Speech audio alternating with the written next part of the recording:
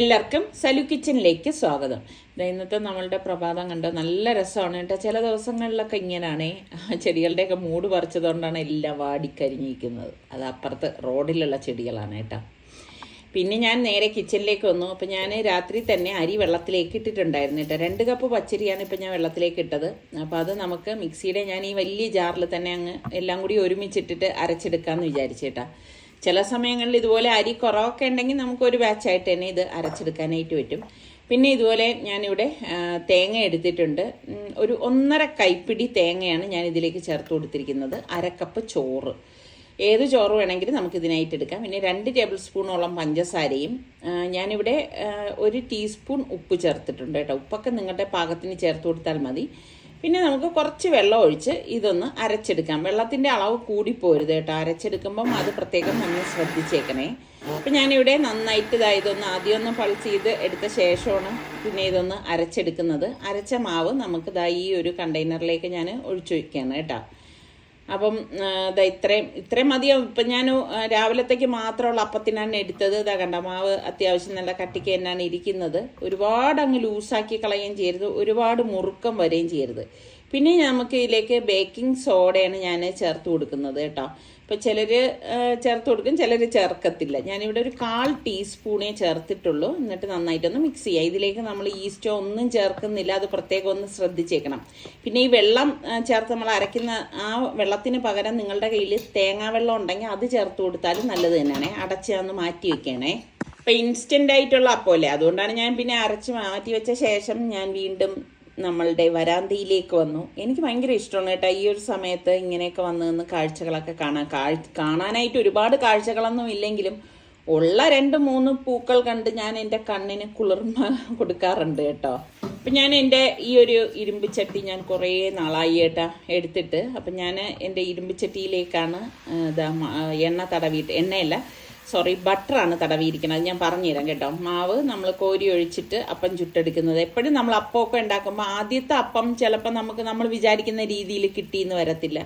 പിന്നെ അത് കഴിഞ്ഞ് നമ്മൾ ഈ ചൂടൊക്കെ അഡ്ജസ്റ്റ് ചെയ്ത ശേഷമായിരിക്കും അപ്പം നല്ല റെഡി ആയിട്ടൊക്കെ വരുന്നത് കേട്ടോ. ഇത് ഇൻസ്റ്റൻറ്റ് അപ്പമല്ലേ ഞാൻ റെഡിയാക്കിയത്.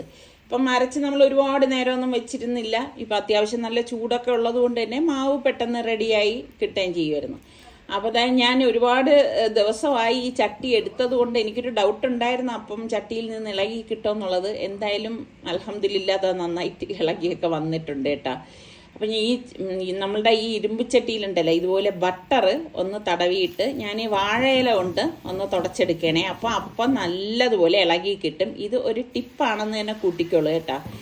ഈസി ആയിട്ട് നമുക്ക് ചട്ടിയിൽ നിന്ന് അപ്പം ഇളകി കിട്ടും കേട്ടോ. അപ്പം ഞാൻ അടുത്തത് ഒഴിച്ച് ചുറ്റിച്ചു കൊടുക്കണേ. അപ്പം ഇത് എനിക്ക് ഈ ഒരു അപ്പച്ചട്ടി ഭയങ്കര ഇഷ്ടമാണ് കേട്ടോ. എൻ്റെ കയ്യിൽ 2 എണ്ണം ഉണ്ട്. ഇപ്പം ഞാൻ ഈ ഒരു ചട്ടിയിലാണ് ഇത് റെഡിയാക്കി എടുക്കുന്നത് കേട്ടോ. അപ്പം ഞാൻ വിചാരിച്ചു എങ്കിൽ പിന്നെ അടുത്ത ചട്ടിയും കൂടി എടുത്തിട്ട് വയ്ക്കാമെന്ന് വിചാരിച്ചു കേട്ടോ. ഇപ്പം 2 അപ്പച്ചട്ടിയിലും ആയിട്ട് 2 ഇതുപോലെ ഇരുമ്പിൻ്റെ അപ്പച്ചട്ടി തന്നെയാണ് കേട്ടോ. നമ്മൾ നോൺ സ്റ്റിക്കിലൊക്കെ അപ്പം ഉണ്ടാക്കുന്നത് ഇന്നും സത്യം പറഞ്ഞാൽ എന്തുകൊണ്ട് നല്ലതാണ് കേട്ടോ. നമ്മൾ ബ്രാസിൻ്റെത് അതുപോലെ തന്നെ ഇരുമ്പ് ചട്ടിയിലൊക്കെ ഉണ്ടാക്കുന്നത്. അടുത്ത അപ്പച്ചട്ടിയും ഞാൻ ഇതുപോലെ ഒന്ന് ബട്ടർ തടവിയ ശേഷം മാവ് കോരി ഒഴിച്ചു. നമ്മൾ 2-3 പ്രാവശ്യം നമ്മളിതിൽ ഉണ്ടാക്കി കഴിയുമ്പം പിന്നെ വേഗം നമുക്ക് ഉണ്ടാക്കിയെടുക്കാനായിട്ട് പറ്റും. പിന്നെ നമ്മൾ ശ്രദ്ധിക്കേണ്ട കാര്യം എന്ന് പറഞ്ഞാൽ അപ്പം ഉണ്ടാക്കുന്ന ചട്ടിയിൽ പിന്നെ നമ്മൾ വേറൊന്നും ഉണ്ടാക്കരുത് കേട്ടോ. എങ്കിൽ നമ്മൾ വിചാരിക്കുന്നത് പോലെ അപ്പം റെഡിയായി കിട്ടത്തില്ല. ഇത് കണ്ട നല്ല കുട്ട പോലത്തെ അപ്പമാണ്. അപ്പം ഞാൻ അപ്പമെല്ലാം റെഡിയാക്കി എടുത്തിട്ടുണ്ട് കേട്ടോ. നല്ല അരികൊക്കെ ഉള്ള അടിപൊളി അപ്പമാണ്. അടിക്ക് പിടിക്കുകയോ ഒന്നും ചെയ്തിട്ടില്ല. അപ്പം നിങ്ങൾ ട്രൈ ചെയ്യാത്ത ഒരു രീതിയിൽ ട്രൈ ചെയ്ത ശേഷം എങ്ങനെ ഉണ്ടായിരുന്നു എന്ന് എനിക്ക് ഫീഡ്ബാക്ക് തരണം കേട്ടോ. ഇതുണ്ട് ഇപ്പം നമ്മൾ ചുട്ട് ഞാൻ പറഞ്ഞില്ലേ നല്ല ഈസി ആയിട്ട് ഇത് ഇളകി വരും. ഞാൻ എങ്ങനെയാണെന്ന് വെച്ചാൽ പിന്നെ ഇത് നമ്മളുടെ ഇരുമ്പിച്ചട്ടി സൂക്ഷിക്കുന്നത് ഇത് ആവശ്യം കഴിഞ്ഞ ശേഷം നന്നായിട്ടൊന്ന് കഴുകിയിട്ട് ഇത് വെയിലത്ത് വെച്ച് ഉണക്കുകയോ അല്ലെങ്കിൽ ഗ്യാസ് വെച്ച് ആ വെള്ളം വറ്റിച്ച് കളഞ്ഞിട്ട് എണ്ണ തടവി തന്നെ മാറ്റി വെക്കുകയാണ് ചെയ്യണത് കേട്ടോ. അങ്ങനെ വരുമ്പോൾ ഞാൻ നല്ലെണ്ണ തടവി മാറ്റി വെക്കുകയാണ് ചെയ്യണത്. അപ്പം ഇതായിരുന്നു നമ്മളുടെ ബ്രേക്ക്ഫാസ്റ്റ്. അപ്പം ഞാനിത് ഉണ്ടാക്കിക്കൊണ്ടിരിക്കുമ്പോൾ തന്നെ നമ്മുടെ ബൈജു വന്നിട്ടുണ്ടായിരുന്നു കേട്ടോ. നമ്മളുടെ ഇവിടെ വാട്ടർ ഹീറ്റർ നമ്മുടെ റിച്ചുവിൻ്റെ ബാത്റൂമിൽ വെച്ചിട്ടില്ലായിരുന്നു. അപ്പോൾ പിള്ളേർ വരുന്നുണ്ടല്ലോ, ഞാൻ പറഞ്ഞു ഇനിയിപ്പോൾ അവനായിട്ടൊരു എന്തിനാണ് നമ്മൾ കുറയ്ക്കുന്നത്, അവൻ്റെ മുറിയിലും കൂടി ഒരു വാട്ടർ ഹീറ്റർ വെച്ചേക്കാം എന്ന് പറഞ്ഞു. അങ്ങനെ വാങ്ങിയതാണ്. ഇപ്പം സത്യം പറഞ്ഞാൽ ഇതിൻ്റെ മോഡൽ മാറി കേട്ടോ. മുൻപ് സുൽത്താൻ്റെ മുറിയിലും സൽമാൻ്റെ അവിടെയൊക്കെ വച്ചിരിക്കുന്നത് വേറെ, ഇത് തന്നെ സെയിം കമ്പനി തന്നെയാണ്. പക്ഷേ ഈ ഓരോ വർഷം കഴിയുമ്പോഴും മോഡലുകൾ മാറുമല്ല.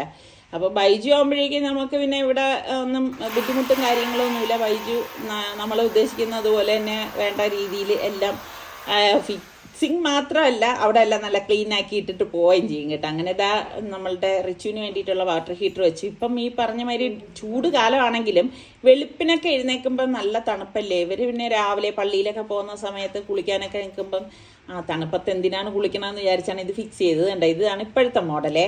അപ്പം ഇത് വന്നിട്ട് പഴയ മോഡലാണ് കേട്ടോ.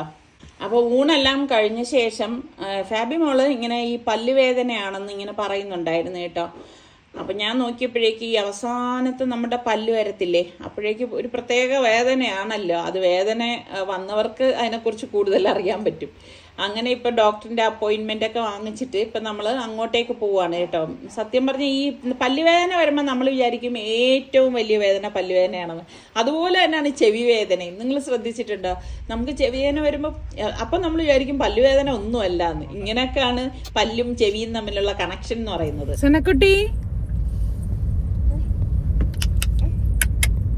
സനക്കുട്ടി മുട്ട ഇട്ടോണ്ടിരിക്കുക അല്ലേ.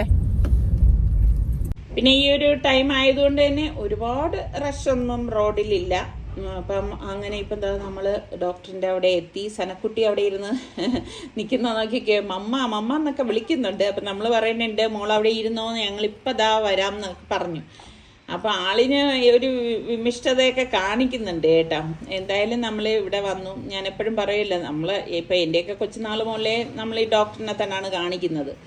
അങ്ങനെ ഇപ്പം ഡോക്ടർ പറഞ്ഞു ഒന്ന് വെയിറ്റ് ചെയ്യും, ഞാനിപ്പോൾ വരാമെന്ന് പറഞ്ഞു. അങ്ങനെ ഡോക്ടർ വന്ന് നോക്കാണ് കേട്ടോ ഫാബിമോളുടെ പല്ല്. അപ്പോൾ പറഞ്ഞു ഇത് കട്ട് ചെയ്ത് വിടേണ്ടതാണ്. കാരണം എന്ന് പറഞ്ഞാൽ ഇത് സർജൻ ചെയ്യണം. ഇപ്പം സർജൻ ഇല്ല. അപ്പം നമ്മൾ നേരത്തെ അപ്പോയിൻമെൻ്റ് എടുത്തിട്ട് വരികയാണെങ്കിൽ സർജൻ വരും. അത് കട്ട് ചെയ്ത് തന്നെ ഇളക്കി കളയേണ്ട പല്ലാണ്. ഇതൊരു കോംപ്ലിക്കേഷൻ ലെവലിലാണ് ഇരിക്കുന്നതെന്ന് പറഞ്ഞു. അത് മുകളിലും താഴെയും ഉണ്ട് കേട്ടോ. അപ്പം ഫാബിമോളിങ്ങനെ പല്ലുവേദന പറഞ്ഞ് ഇത് ചെയ്യുമ്പോഴേക്കും നമുക്ക് ഈ പറഞ്ഞ മാതിരി പല്ലുവേദന വരുമ്പം എന്തായാലും വെച്ചിരിക്കാൻ പറ്റാത്ത ഒരു കാര്യം തന്നെയാണ് അല്ലേ. അപ്പോഴേക്ക് നിസാറിക്കയും സനമോളും കൂടി വന്നിട്ടുണ്ടായിരുന്നു കേട്ടോ. പിന്നെ അല്ലെങ്കിൽ പിന്നെ അവളിങ്ങനെ കിടന്ന് ബഹളം വെച്ചുകൊണ്ടിരിക്കും. നിസാറിക്കൊക്കെ ഒരു സ്വൈര്യതയും കൊടുക്കത്തില്ല കേട്ടോ കാറിലിരിക്കുമ്പോഴൊക്കെ. ഡോക്ടറെ കാണുന്ന ഒരു പേടിയാണല്ലോ, പേടിയാണ് നമ്മളെ യഥാർത്ഥത്തിൽ വേദന ഉണ്ടാക്കുന്നത്. അതെപ്പോഴും നമുക്ക് ഈ അവസാനത്തെ പല്ലുകൾ വരുമ്പോഴേക്കും ഒന്ന് എന്റേത് ഇളക്കിയിട്ടുണ്ട്, ഓർക്കണ്ടോ? നമ്മളന്ന് ഗൾഫിലായിരുന്ന സമയത്തായിരുന്നു. എനിക്ക് ആ പല്ലേ വന്നില്ല. ആർക്കും വരാതിരിക്കൂല, മണ്ടത്തരം പറയണ. എനിക്ക് വന്നില്ല, അതുകൊണ്ട് വേദനയും വന്നില്ല. വരാതിരിക്കൂലല്ലോ ആ പല്ല് എല്ലാവർക്കും. നമുക്ക് 30 പല്ലേ ഉണ്ടായിരുന്നു, ആ 2 പല്ലില്ല.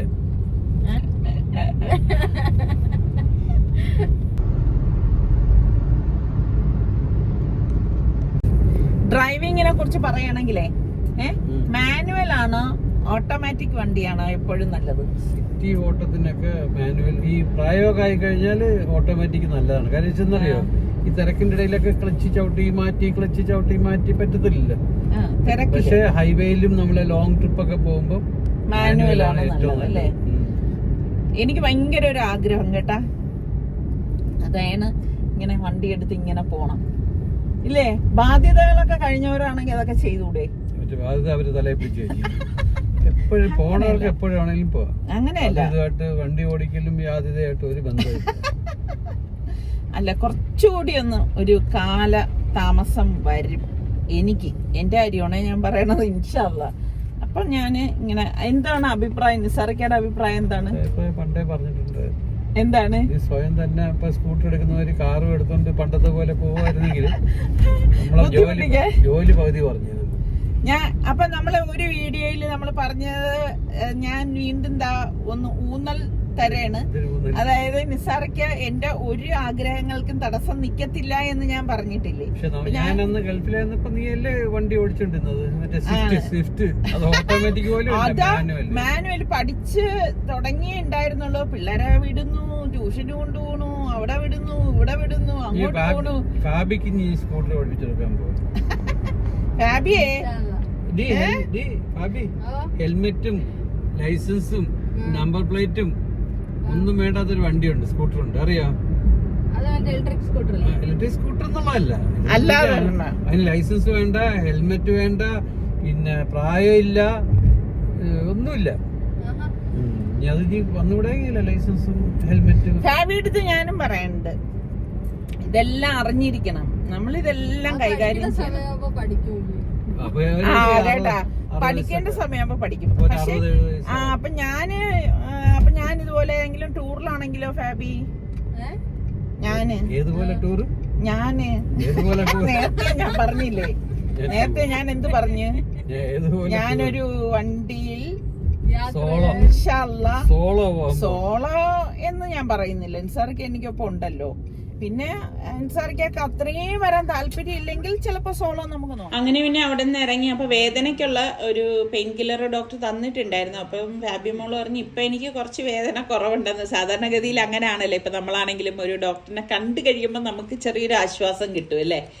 അപ്പം ഞാൻ പറഞ്ഞു ഇനിയിപ്പം പിള്ളേർ വരുന്നതല്ലേ, അപ്പോൾ കുറച്ച് സാധനങ്ങളും കൂടി വാങ്ങിക്കാനുണ്ടായിരുന്നു. അപ്പം ഫാബിയോള് പറഞ്ഞു കുഴപ്പമില്ല ഉമ്മിയ, എനിക്ക് ഷോപ്പിംഗ് ഒക്കെ ഭയങ്കര ഇഷ്ടമാണ് കേട്ടാ, എനിക്ക് അങ്ങനെ അത്ര വലിയ വേദനയൊന്നുമില്ല. എൻ്റെ അടുത്ത് പറയുവാണെങ്കിൽ നമുക്ക് പോവാന്ന് പറഞ്ഞു. ഞാൻ പറഞ്ഞു മോക്ക് വേദനയാണെങ്കിൽ നമുക്ക് തിരിച്ച് പോവാം, ഞാൻ പിന്നെ ഒറ്റയ്ക്ക് വന്ന് വാങ്ങിക്കോളാന്ന് പറഞ്ഞു. ഇല്ല എനിക്ക് കുഴപ്പമില്ല, നമുക്ക് ഒരുമിച്ച് പോവാമെന്ന് പറഞ്ഞു. അവൾക്കും ഇങ്ങനെയൊക്കെ കറങ്ങാൻ ഇഷ്ടമാണല്ലോ. സനക്കുട്ടി നോക്കിക്കേ, ഇതാണ് ഇപ്പോൾ ഉള്ള ഒരു ഇതെന്ന് പറഞ്ഞു കഴിഞ്ഞാൽ നിസാർക്കയുടെ കൈയും വിട്ടിട്ട് ഇങ്ങനെ സ്മാർട്ട് ആയിട്ട് ഇങ്ങനെ മുന്നോട്ട് അവൾക്ക് നടക്കണം, തന്നെ നടക്കണം. അതാണ് അവളുടെ ഇപ്പോഴത്തെ ഒരു രസം എന്ന് പറഞ്ഞാൽ.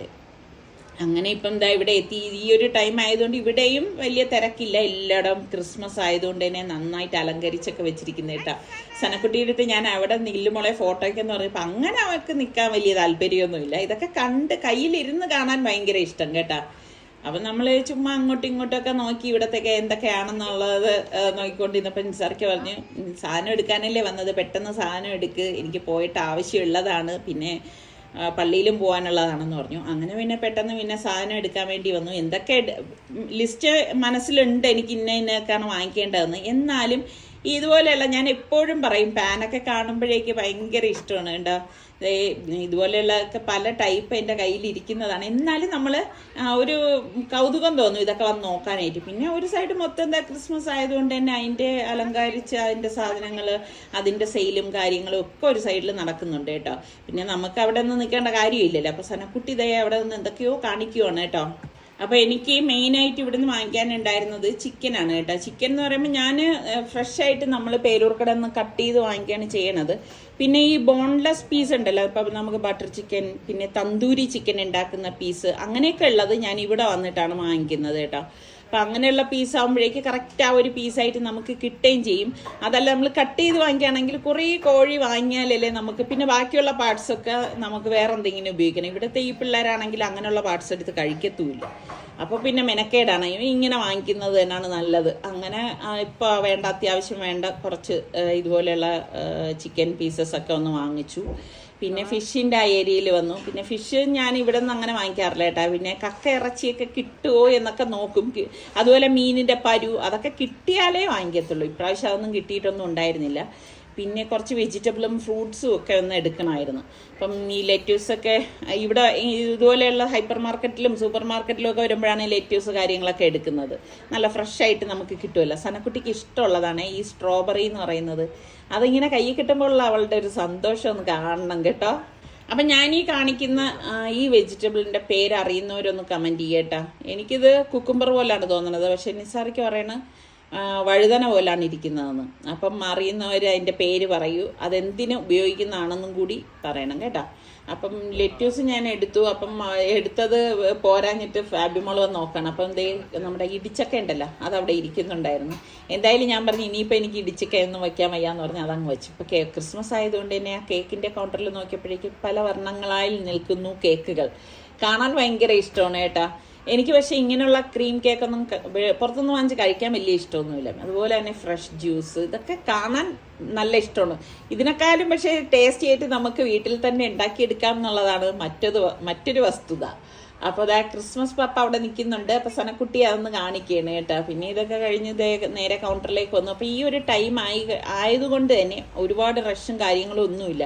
അപ്പം നമുക്ക് പെട്ടെന്ന് സാധനം എടുക്കാനും പറ്റുന്നുണ്ട്. അതുപോലെ തന്നെ ഇതാ കൗണ്ടറിൻ്റെ അവിടെ ആണെങ്കിലും വലിയ തിരക്കും കാര്യങ്ങളൊന്നുമില്ല. വൈകുന്നേരം ആയിപ്പോയിരുന്നുവെങ്കിൽ ഭയങ്കര തിരക്കുമല്ലേ. അപ്പോഴേക്ക് ആണെങ്കിൽ പിന്നെ നിസാറിക്കയുടെ കാര്യങ്ങളും നടക്കത്തില്ല. പിന്നെ നടക്കാതെ വന്നു കഴിഞ്ഞാൽ നിസാറിക്കക്ക് ദേഷ്യം വരും. അങ്ങനെയൊക്കെയാണ്. അപ്പം എന്തായാലും ഇപ്പോൾ ദാ സാധനം എല്ലാം എടുത്തത് ഇനിയിപ്പോൾ ദാ വണ്ടിയിലേക്ക് എടുത്ത് വെക്കുകയാണ് കേട്ടോ.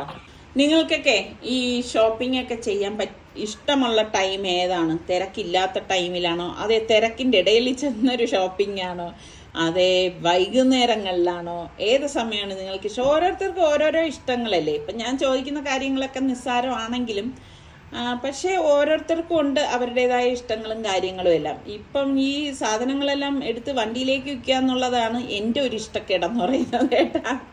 അതെനിക്ക് എന്തോ വലിയ താല്പര്യമുള്ള കേസേ അല്ല. ഈ ട്രോളിയിൽ നിന്ന് എടുത്ത് ഈ വണ്ടിയിലേക്ക് വയ്ക്കുന്ന അത് ഭയങ്കര ബുദ്ധിമുട്ടാണ് എനിക്ക്. എന്നാലും വച്ചല്ലേ പറ്റത്തുള്ളൂ. അപ്പോൾ ദാ നമ്മുടെ സനക്കുട്ടി അവിടെ നിന്ന് എന്തൊക്കെയോ പറയുന്നുണ്ടായിരുന്നു കേട്ടോ. അപ്പോൾ സാധനങ്ങൾ വല്ലതും വാങ്ങിയത് കൊണ്ട് തന്നെ ഇനിയിപ്പോൾ അപ്പം നിസ്സാർക്ക് ഇതിനിടയിൽ പറഞ്ഞ് ഫുഡ് കോർട്ടിൽ പോകണോ, ചായ വേണോ, കഴിക്കാൻ എന്തെങ്കിലും വേണോ എന്നൊക്കെ ചോദിച്ചു. നമ്മൾ പറഞ്ഞു ഒന്നും വേണ്ട, ഇനി നമുക്ക് നേരെ വീട്ടിൽ പോയാൽ മതി. വീട്ടിൽ നമ്മൾ നല്ല ചായ, അടിച്ച ചായയൊക്കെ ഇട്ട് നമുക്ക് വീട്ടിൽ നിന്ന് കുടിക്കാമെന്ന് പറഞ്ഞിട്ട് അങ്ങനെ അങ്ങ് ഇറങ്ങിയതാണ് കേട്ടോ. അതുമാത്രമല്ല ഇനിയിപ്പോൾ വീട്ടിൽ പോയിട്ട് വേണം പിള്ളേരുടെ റൂമൊക്കെ ഒന്ന് ഒതുക്കാനൊക്കെ ഉണ്ട് കേട്ടോ. എല്ലാം ഒതുങ്ങി തന്നെ കിടക്കുന്നത്, എന്നാലും ഷീറ്റും കാര്യങ്ങളും എല്ലാം മാറ്റാനൊക്കെ ഉണ്ട്. അപ്പോൾ അത് നമ്മൾ ചെന്നുടൻ എല്ലാം ഒന്ന് ചെയ്തൊക്കെ സെറ്റാക്കി വെക്കണം. അപ്പോൾ ഇവിടുത്തെ ഷീറ്റൊക്കെ മാറ്റിയാണ്. പിള്ളേർ വരണം എന്ന് പറയുമ്പോൾ നമ്മൾ മാറ്റും അല്ലേ ഫാബി? പിന്നെ പോയി കഴിഞ്ഞിട്ടും നമ്മൾ ഇതുപോലെ മാറ്റും. സനക്കുട്ടി, ചനു, ചന മസാല എന്താണ്? ചന മസാല എന്തിനാ അവിടെ നിന്ന് അതൊക്കെ എടുത്തോണ്ട് വരുന്നത്? എന്തിനാ? അന്ന് എടുക്കരുത്, അങ്ങ് വയ്ക്ക. അച്ചീ മണപ്പിച്ചു നോക്കുക. നോക്കിക്കേ,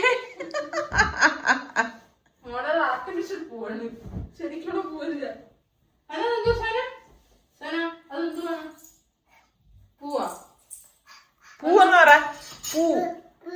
പൂ മോളെ, പൂവ് മോളെ, മോളെ പൂവ്.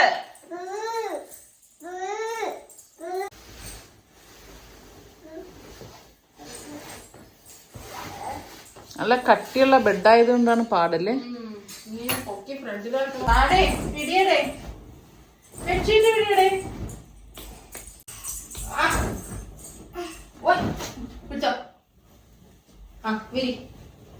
വിരിച്ചിട്ടേ. ഓ എനിക്ക് വയ്യ, എന്ത് കാണിക്കുന്നത് ഇങ്ങനെയാ?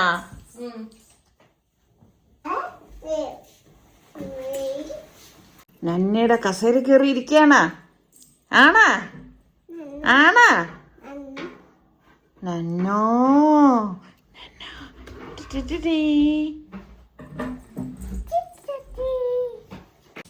അങ്ങനെ റിച്ചുവിൻ്റെ റൂമ് ബെഡ്ഷീറ്റൊക്കെ മാറ്റി സെറ്റാക്കി. ഇവിടെ ഒരു കുറുമ്പി പെണ്ണ് ഇരിക്കുന്നുണ്ടോ? ഇങ്ങനെയൊക്കെ നമ്മളെ റൂമൊക്കെ എല്ലാം ഒന്ന് റെഡിയാക്കുന്നത് കണ്ടപ്പോഴേക്കും നമ്മുടെ സനക്കുട്ടിക്ക് എല്ലാം മനസ്സിലാവും കേട്ടോ. അവൾക്ക് മനസ്സിലായെന്ന് തോന്നുന്നു നന്നയും ദദ്ദയൊക്കെ വരുന്നെന്നുള്ളത്. അപ്പം ഞാൻ പറഞ്ഞു വാ മോളെ മേളിലേക്ക് പോവാം, ഇനി ദദ്ദയുടെ മുറി നമുക്കൊന്ന് ഒതുക്കി വെക്കാം എന്ന് പറഞ്ഞു. പിന്നെ ഇവിടെ നമ്മള് റൂമൊക്കെ ചെയ്തപ്പോൾ തന്നെ സുൽത്താനും റിസ്വാനും ഒരേപോലുള്ള റൂമാണ് ഉണ്ടാക്കിയെടുത്തത്. ഇനി അവർ തമ്മിലൊരു പിണക്കവും വഴക്കും, അതായത് ഒന്നും വേണ്ട എനിക്കതുണ്ട് നിനക്കതില്ലേ എന്നുള്ളത്.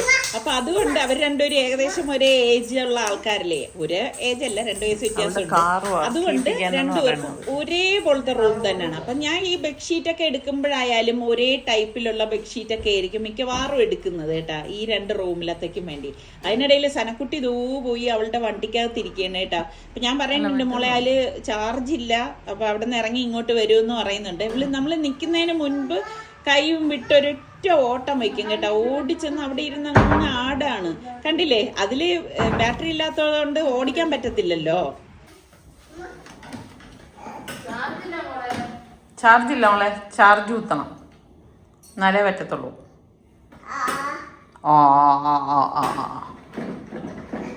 ചാർജ് ഇല്ലടാ.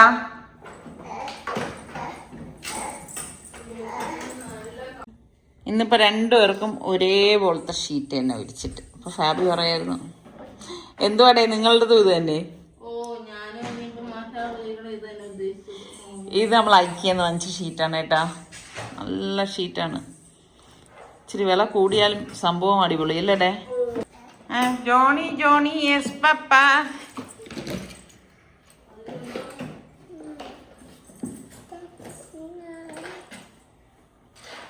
പാവേ പാവ, ഈ താഴെ നീ കുട കൊണ്ടുവരാൻ പറഞ്ഞാല് ഏ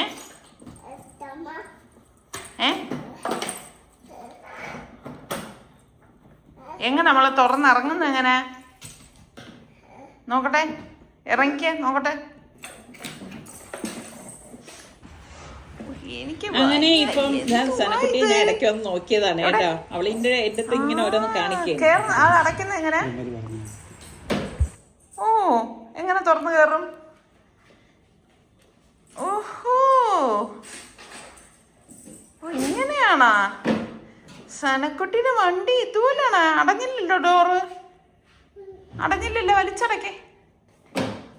അങ്ങനെ രണ്ടുപേരുടെ റൂം ഇതാ നല്ല സെറ്റാക്കി ഇട്ടിട്ടുണ്ട്. പിന്നെ ഇനിയിപ്പം ബാത്റൂമിൽ ആ ടവലും കൂടി ഇട്ട് കഴിഞ്ഞാൽ അവരുടെ ജോലി കഴിഞ്ഞു. ഇവർ പോകുമ്പോഴേക്ക് ഇതുപോലെ കഴുകി മടക്കി എടുത്ത് വെക്കുകയാണ് ചെയ്യണത് കേട്ടോ. ഇനിയിപ്പം ഇവരൊക്കെ കുറച്ച് ദിവസമല്ലേ ഉണ്ടാവത്തുള്ളൂ. അപ്പം അവർ പോകുമ്പോഴേക്ക് വീണ്ടും ഞാൻ ഈ ബെഡ്ഷീറ്റ് മാറ്റിയിട്ട് പുതിയ ബെഡ്ഷീറ്റ് വിരിച്ച് അങ്ങിടാണ് ചെയ്യണത്. അപ്പം ഇവരുടെ റൂം പിന്നെ ഒന്നും വലിച്ചു വാരിയൊന്നും ഇട്ടിട്ടില്ല. എല്ലാം കറക്റ്റായിട്ട് ഇരിക്കുന്നത് കൊണ്ട് തന്നെ നമുക്കും വലിയ ബുദ്ധിമുട്ടും കാര്യങ്ങളും ഒന്നും ഇല്ല കേട്ടോ. പിന്നെ ഇവർ വന്നു കഴിയുമ്പം സുൽത്താൻ്റെ റൂം മാത്രമേ ഇതുപോലെയൊക്കെ കിടക്കത്തുള്ളൂ കേട്ടോ. റിച്ചു പക്ഷെ അങ്ങനെയൊന്നുമല്ല. അവനിത് കേൾക്കുകയാണെങ്കിൽ എന്നെ ശരിയാക്കും കേട്ടോ, അത് വേറെ കേസ്. ഇനിയിപ്പം ഫാബി മോൾക്ക് മറ്റേ സർജൻ്റെ അപ്പോയിൻമെൻ്റ് എടുക്കണം. അപ്പം ഇതൊക്കെയാണ് നമ്മളുടെ ഇപ്പോഴത്തെ വിശേഷങ്ങൾ എന്ന് പറയുന്നത്. ഇനി അടുത്ത എപ്പിസോഡിൽ ഒരുപാട് വിശേഷങ്ങളുമായിട്ട് നമുക്ക് കാണാം കേട്ടോ. സനക്കുട്ടി ഇതാ ഇവിടെ കിടന്ന് ഓടുന്നുണ്ടേ. ആ താര് ഉടുപ്പ് നേരിയുടെ മോളെ. ആ നമ്മുടെ സനവാവ ആടുന്നത് കണ്ടോ? ചക്കര വാവ ആടുന്നത് കണ്ടോ? ഇല്ലേ മോളെ? Hi hi. ഓ, ഇവിടെ കിടക്കാൻ പോണാ?